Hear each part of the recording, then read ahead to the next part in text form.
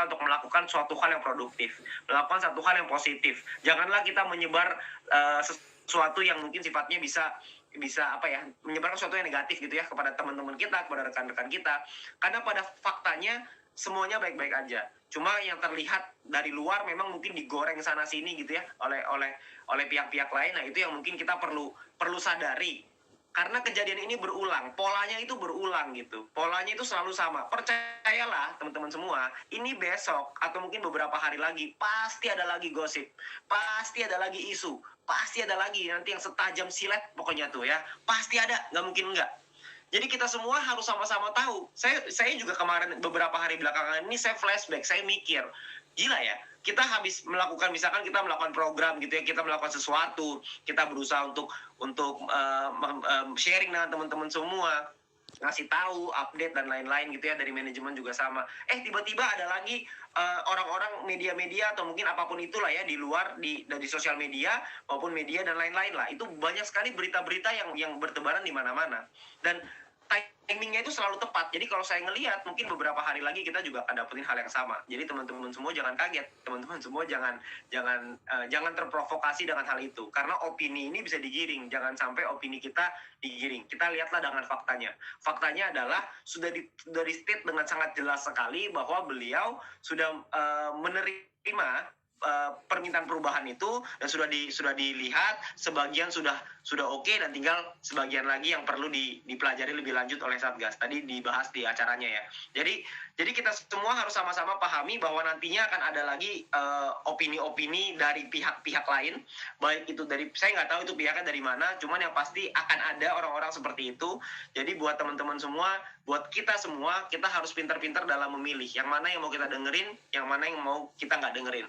Kalau saya selalu memilih untuk, daripada saya dengerin, lebih baik saya menunggu, saya ngelihat apa yang akan terjadi gitu. Tapi selalu terbukti bahwa setelah berbagai macam isu tiba-tiba ternyata diurus gitu. Jadi saya ngelihat ini mah tenang aja, nanti juga pasti akan baik-baik aja, karena manajemen berjuang, manajemen berusaha semaksimal mungkin supaya bisa taat hukum ya. Jadi itu beberapa hal yang pengen saya sampaikan.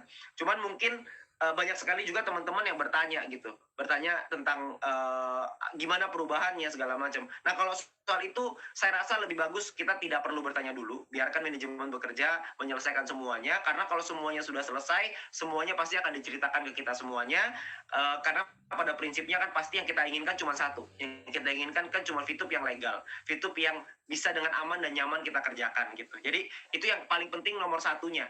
Jadi kalau buat saya secara pribadi, yang saya lihat cuma itu. Selama VTube tadi di state oleh Pak Tonggang bahwa VTube bisa legal, maka dari situlah saya ngelihat, oke, kalau gitu sekarang yang bisa kita lakukan apa? Yang bisa kita lakukan adalah kita edukasi. Yang bisa kita lakukan adalah kita sharing. Kita membangun komunikasi yang lebih erat. Kita membangun komunitas yang lebih tertib gitu. Ya, karena komunitasnya beberapa bulan terakhir ini memang kan liar sekali gitu ya. Komunitas ini harus kita tertibkan. Itu juga salah satu amanah dari Satgas ya, yang sedang kita jalankan. Jadi teman-teman semua nggak usah khawatir, karena saya ngelihat semuanya ini hanyalah sebuah isu yang dimainkan gitu ya. Jadi kalau buat saya nggak tahu juga sih siapa yang mainkan.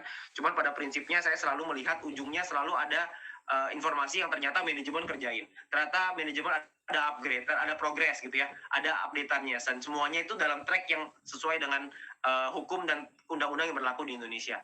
Jadi kita sebagai member, kita semua sebagai VTuber di sini, saya rasa tugas kita adalah percayakan dengan manajemen. Kita percayakan yang bagiannya perusahaan untuk silakan dengan regulator, karena kita sebagai member, kita bukan di bagian itu.